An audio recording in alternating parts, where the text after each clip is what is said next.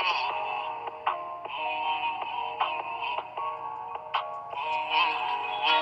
see the big on flexing Forgianos in the parking lot. Hanging with the dealers, I just went and bought another watch. I just made a super stretch, think I need another pot. Bougie got some super cat, I just bought another watch. Automatic zipper catch, yeah, that's a super flex. About to turn up on my ex, yeah, that's a super flex. So what it do, gang? Y'all know who it is, man. It's Drop once again in the building with a short video. This is really not directed towards my older crowd because this conversation came from a younger person, right? So check it out, gang. I had a conversation with a friend of mine, little son. Not even little because Shorty is 15. But in my eyes, he's still young. I had a conversation with a friend of mine's son yesterday. All right, well, last night. And you know, Shorty be in and out of troubles. His parents be trying to get him on the right path. He be out here in the streets going through his, you know what teenagers go through. But he's a little extra with it. He done picked up this gang activity and all that. So, you know, his parents be on him. So I'm not saying Shorty looks up to me, but you know, sometimes kids look up more towards people outside of their parents. Sometimes, not all the time. More so than their parents, because sometimes they feel like their parents don't know what they're talking about. So I had a conversation with him last night, and he tells me, like, yeah, Drop, the reason I go through what I go through is because I'm a product of my environment. The streets got me the way I am. The streets raised me. Now, what y'all got to understand, family? Like, I know this boy, man. I know his mother and father. The streets ain't raised that boy. He is not from nobody hood. Shorty lives in a nice neighborhood with very good parents, mother work and father work in-house. But he gets in the street and he tell people that actually don't know his situation, that he's this street kid that came up in like foster home. See, this is that illusion these little peoples want their friends to believe to make it seem like they tough. So I said and let him talk last night. Like, yeah, Drop. I mean, you know, I be out here blase blah, and my parents don't know how hard it is out here in the streets for me. And what he don't understand, he's talking to the right one, gang. Because at the end of the day, one thing about Drop, see, I came up in harsh environments. I'm not saying Harlem is the worst place in the world to live. But in the late 80s and early 90s, it was nothing sweet about living in Harlem on 8th Avenue. You understand what I'm saying? What he's going through is more internet peer pressure than street peer pressure. See, at the end of the day, gang, we didn't have no social media to go to act like something we wasn't. We actually had to be in the streets to prove it. Now what these little people do like him, right? Because I see how his friends treat him. His friends do treat him like he's this guy that came up tough. But I know his family. Like I said, this boy did not come up this way. But what they do, they build their images off of what they see on social media and through this rap music. And because like I told him last night, yo, like, Shorty, like, you talking to somebody that know everything you're doing right now, I done. I mean, time 100 probably coming from me to you. That gang banging shit I done. It's nothing. Only thing that shit do is get you time behind jail. I gave the penitentiary 3.5 years out of my life. You understand what I'm saying? With a bunch of Rikers Island bids, but the most I've done in one bid is 3.5 years. You get me? I look at it like this, gang. Most of these kids is knocking at the penitentiary door. Now, when the penitentiary opens up this door, I don't think they're ready for what's behind that wall. You understand what I'm saying?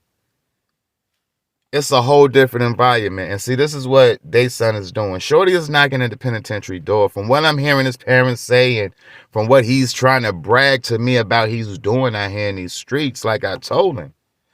Shorty, you're knocking at the penitentiary door. Now, once these people open this door, you can't feel no kind of way when they welcome you in. It's because this is what's going to happen. They're going to welcome you in. Now, them 3 little guys that you be around these streets thinking y'all tough, they're not going to be there with you. Them 3 little girls that you think be all on y'all, they not going to be there with you. Only person's going to be behind that wall during that time, young buck, is you. You ain't going to have no friends or no family members to come get you behind that wall. And I used to see them come and go like that all the time. You understand what I'm saying? I'm pretty sure People that has did a little bit of time understand where I'm coming from. You only had to do 30 days to understand where I'm coming from. 15 hours in jail is too much time. 3 hours, 5 minutes, anything behind that wall is too much time. But I have seen on numerous occasions by me walking that yard with these young boys coming in and looking like deer stuck in headlights when you know no penitentiary rules, you know no penitentiary law. You don't even know how this shit works. But this is your first day on the yard and you have nothing to hold you down but your imagination on who you was in the streets. And one thing behind that wall, that shit means absolutely nothing. So what I'm trying to get this young boy to understand is, who are you running this thing for? So y'all run around, you telling me that this is what you telling me. Yeah, man, you know we got ops out here. Y'all ain't got no ops out here, man. Ain't none of these people ever did no harm to you or your family. It'd be funny to me. I mean, it'd be funny. And the only reason I stop laughing is because y'all really do go spend blocks on people that really hasn't done nothing outside of y'all go back and forth on Facebook and Instagram. Y'all turn social media beef into real life beef when y'all have never had a fight on the street. Y'all fight on the internet, because this is where y'all go blow for blow these days. Y'all go tit for tat on the internet, Facebook and Instagram. Y'all beef back and forward. Y'all will take beefing back and forth on the internet to getting in your car with your friends, going to spin a block trying to find the op, blowing at somebody's house, end up hitting an innocent bystander inside the house. Then y'all looking at 25 to life, 30 years of life in prison over you trying to be tough over imaginary beef. This is how y'all waste y'all life away, man. I mean, and I'm only doing this video because I hope I reach, if I don't reach with one ear. You understand what I'm saying? Think about what you're doing, gang. Think about it. What you're going to end up doing is going behind that wall. Because this is where Shorty's going. I told him that before I left. Yeah, last night. Before I pulled out last night, I told him, well, Shorty, at the end of the day, I'm not your mother, I'm not your father, but if you don't change your ways, it's only two places for you. The big house or somebody's graveyard. It's because as of right now, you feeling you got all the answers. You feel you have all the answers. But you can't give valid answers on the questions people ask you. So why you beefing with these people? Because they did something to my friend. They said this. So you're telling me y'all going to spend blocks and spend all this energy over words. But you're going to go behind that wall and have all them grown people when you get locked up call you everything under the sun and your ass ain't going to get off that bench. You're not going to get off your bunk. Come on, you're going to be beating the door every time you get into some situations behind the wall because you don't know how to fend for yourself. They're going to be making you beat the door. They're going to be making you hit the wall just for the simple fact you don't know how to defend yourself back there. You don't know penitentiary law. You don't know penitentiary rules. It's hard for everybody, Scooby. It was hard for me, and I thought I was the biggest thug out here, if you want to keep it a buck, until I hit that. See, it's the difference between Rikers Island and they sending people upstate. For the ones that's upstate that know. If you live anywhere up north, you understand what I'm saying. Rikers Island was bullpen therapy for me. A lot of them people, when they sent me to the island, most of them people damn near I knew. I was already on my ignorant shit with the gangs and all that. So at that point in time, the houses that they was sending me to was ran by the people that I was a part of. Long story short, homie, you're going to go behind that wall. You understand what I'm saying? One thing about us, see, we grew up fighting. Yeah, because I had to fight my way through. Don't get it twisted. It's not like Drop went through there and then had to fight and try to prove yourself to somebody just to stay safe, just to stay alive. You got to be the bigger threat than the threat that's opposing to you. And it turns you into somebody you don't want to be. So it ain't like I didn't have my times where I had to bang it out with a nigga or I had to box it out a step. But at the end of the day, what did that get me but extra time added on to my time? You feel me? Getting put in a hole for 2 or 3 months at a time. You feel me? What does it prove, gang?